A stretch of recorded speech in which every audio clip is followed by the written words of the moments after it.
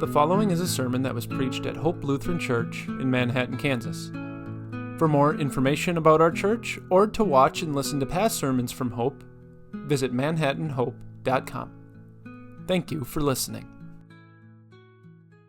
Our gospel for this morning and the basis for today's sermon comes from Mark chapter 7, verses 31 through 37. It says, "Then Jesus left the vicinity of Tyre and went through Sidon down to the Sea of Galilee and into the region of the Decapolis.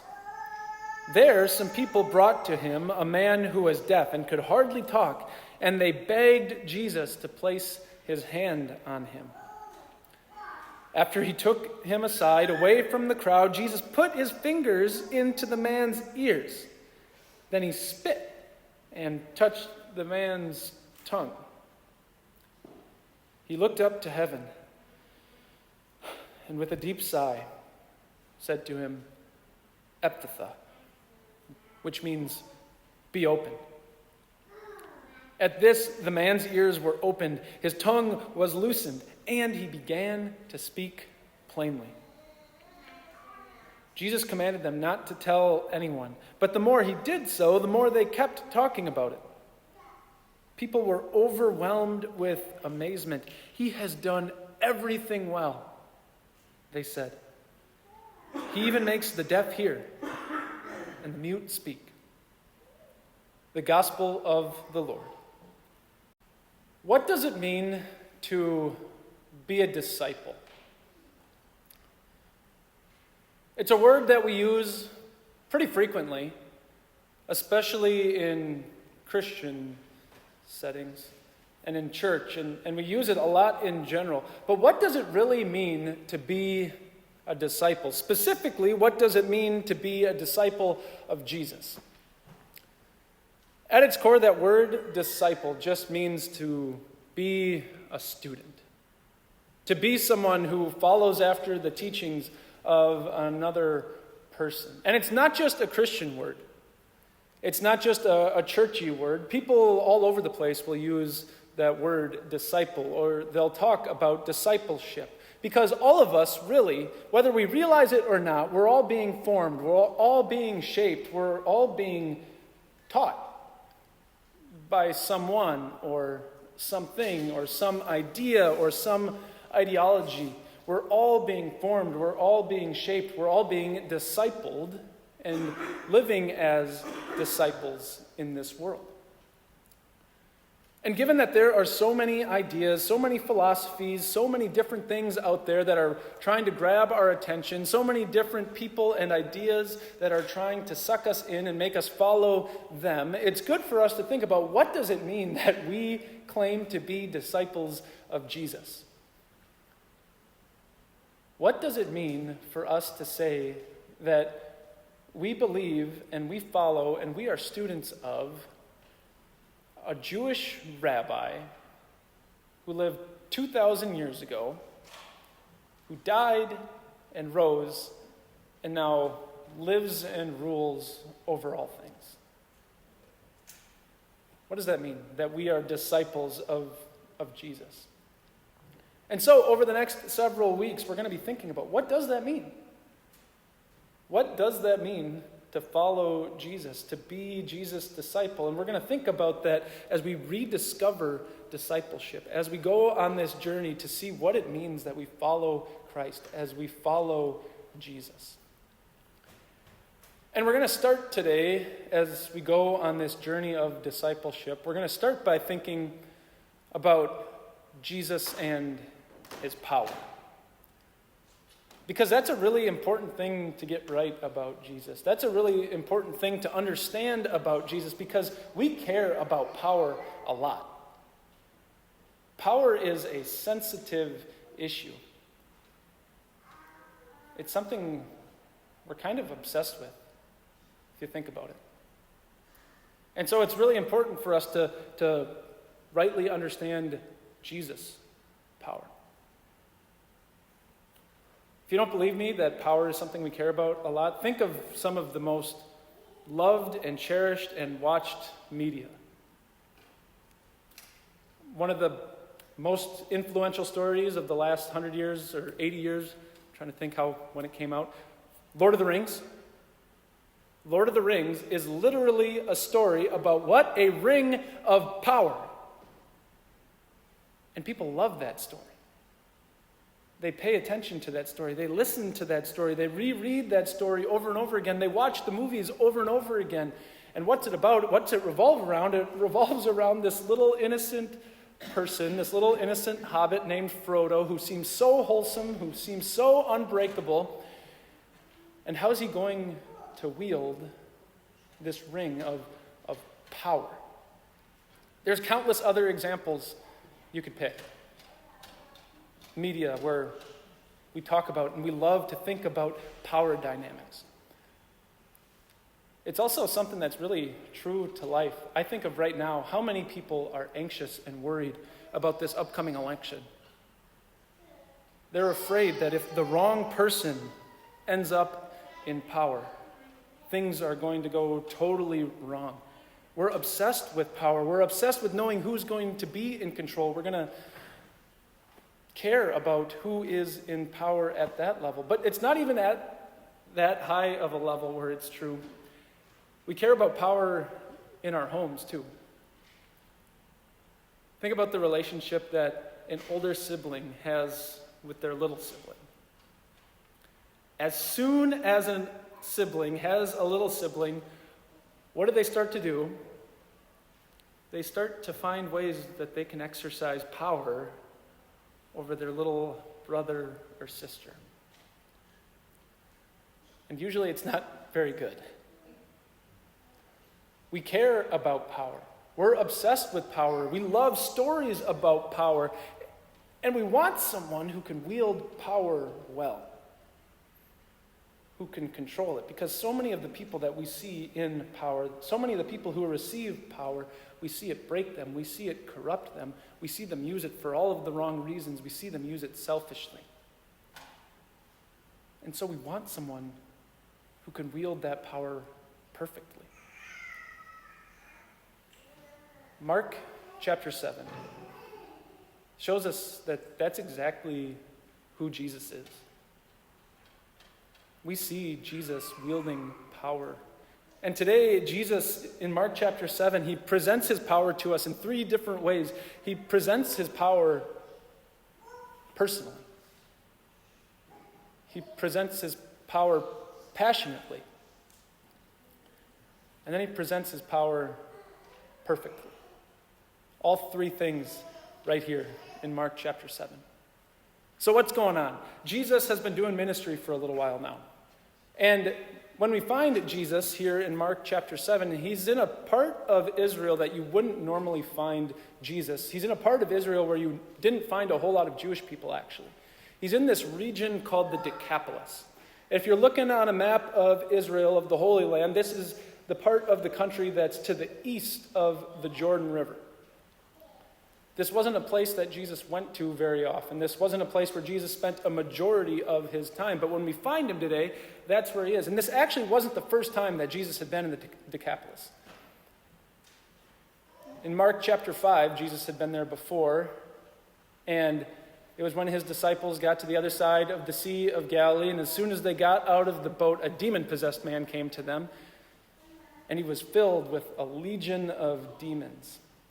And then what did Jesus do? He drove the demons through his power, drove the demons out of this man into a herd of pigs, and the herd of pigs ran itself over a cliff. The people heard about it, and they were angry. They had seen Jesus' power at work that time, and they wanted nothing to do with it. They asked Jesus to leave. But here Jesus is again, in the Decapolis, in that same region. And between Mark chapter 5 and Mark chapter 7, something had changed.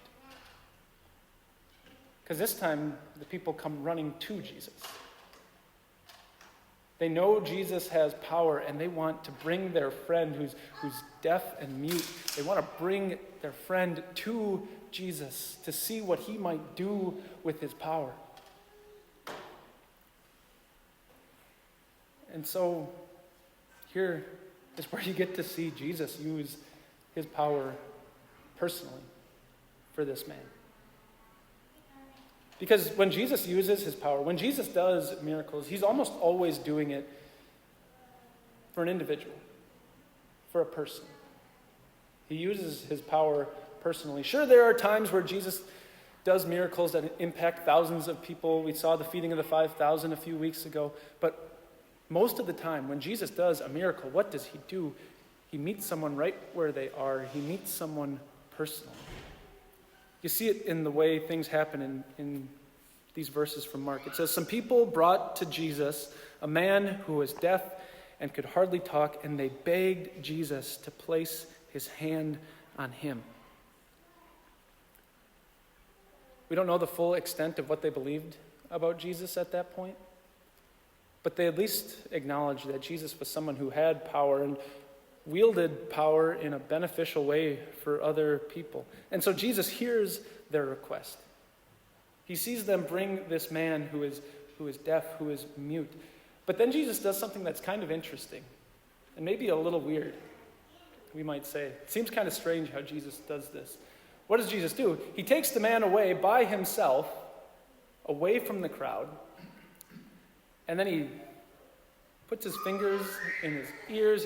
He spits on the ground and touches the man's tongue. It seems a little bit weird. It seems a little bit strange, but do you see how personal that is? Jesus took him aside, away from the crowd, and put his fingers into the man's ears. He spit and touched the man's tongue. It's so personal. Jesus could have done it in front of everybody. But he takes this man away by himself. Just Jesus and this man. And then because Jesus knows he can't hear his words, Jesus uses something kind of like sign language. He knows where this man is hurting. He knows where this man is broken. And what does he do? He touches the places that are hurting, that are broken. Jesus wanted that man personally to see how he was going to use his power. And why did Jesus do that? Jesus did that because he wanted you and I, and he wanted that man to know that even though he has all power and authority, even though he has the universe in the palm of his hand, and he knows everything that's ever happened or ever will happen, he knows people personally. He uses his power personally. He knows you personally. He uses his power for you personally. So before I came to Manhattan about a year ago, some of you know this, most of you know this, some of you don't. Before I came to Manhattan, I was a dorm supervisor at a high school in Watertown, Wisconsin. And so I was in charge of this whole floor of about 40 young men, 14 to 18 years old. I was kind of like their dad on campus. And so here I am, 26, 27 years old, with a bunch of 14 to 18-year-olds on my floor who are under my authority. You could say I had some power over them, right? I am sure that some of those teenage boys were terrified of me. Because I was someone who was older than them. I was someone who they didn't really know, and I was someone who had power over them. And so what I would do the first couple weeks that I was there, the 2 years that I was serving as a dorm supervisor, is at night when I would do bed checks, because I had to make sure that they were all in their beds and everything like that, as I would do bed checks, especially those first couple weeks, I would take my time. I'd slow down. I would talk to them while they were in their rooms, just them and maybe their roommate, if their roommate was still up. And I would get to know them personally. I'd meet them right where they were at so that when problems came up, when they were struggling with something, when they needed someone to talk to, They knew they could come to me.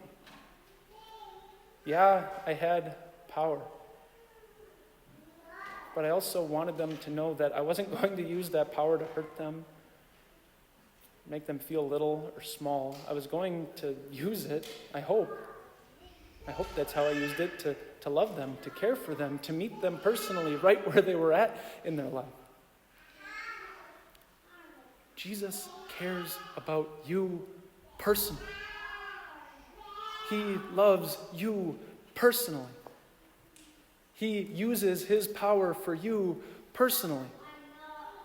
It's so easy to forget that. It's so easy to think that I'm someone who's forgotten, who's not remembered by Jesus. But it's so far from the case. No, he loves you. He cares for you. He sees you. He meets you personally right where you are in life. And he uses his power for you in your life. He loves you personally. And he also uses his power passionately. We see that with what happens next. So Jesus, he had taken this man aside. He had spoken to this man in a way that this man could understand and comprehend. And then Mark includes this tiny little detail that just tells us so much about Jesus and who he is and what he came to do. It's a small little thing. But he looks at this man who's got broken ears, who's got a broken mouth. And what does it say Jesus did? He sighs. He moans. He groans.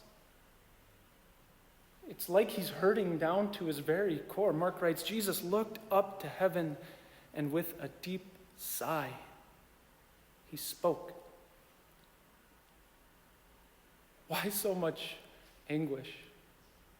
Why so much hurt over one man?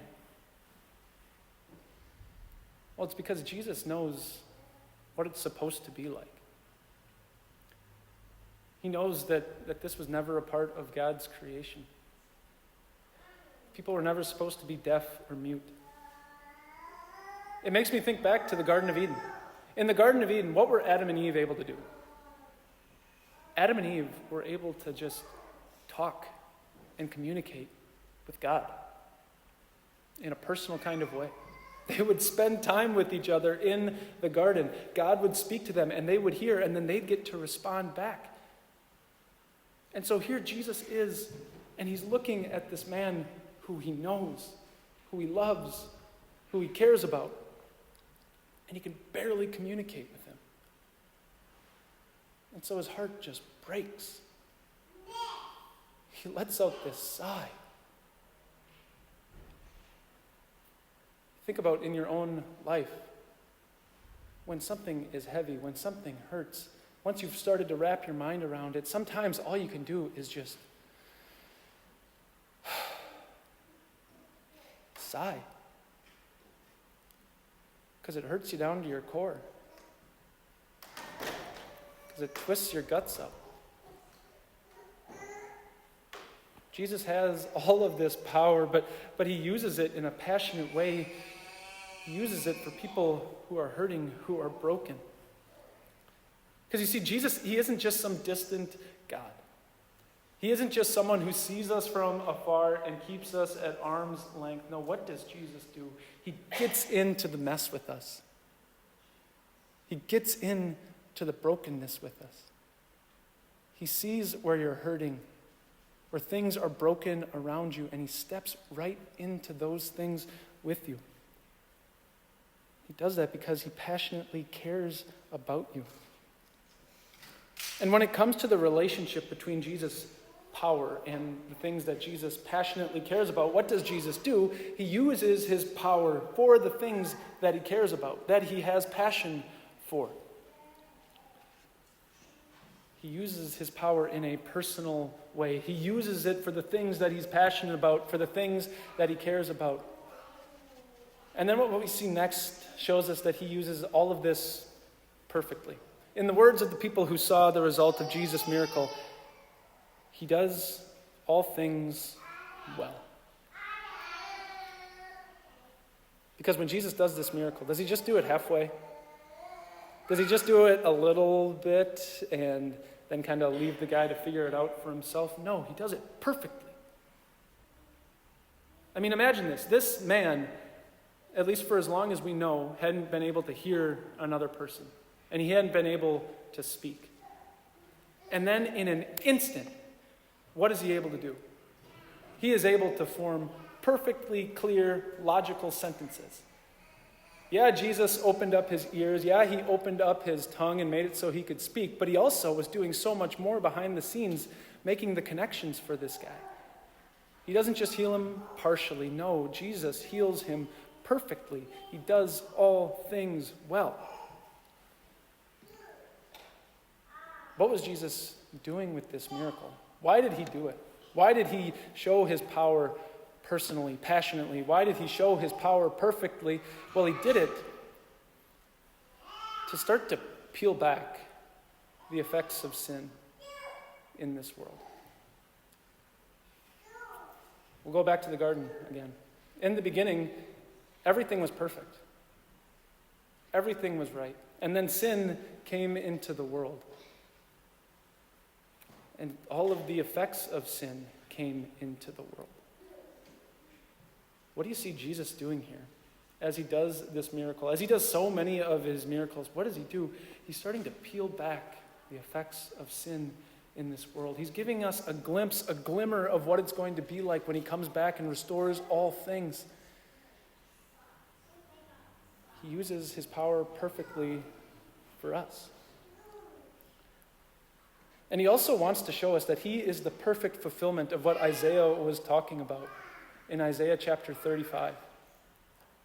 Isaiah told God's people through the Holy Spirit, he told God's people that a time would come when God would send someone who would totally destroy sin, who would totally destroy death, who would totally destroy the devil.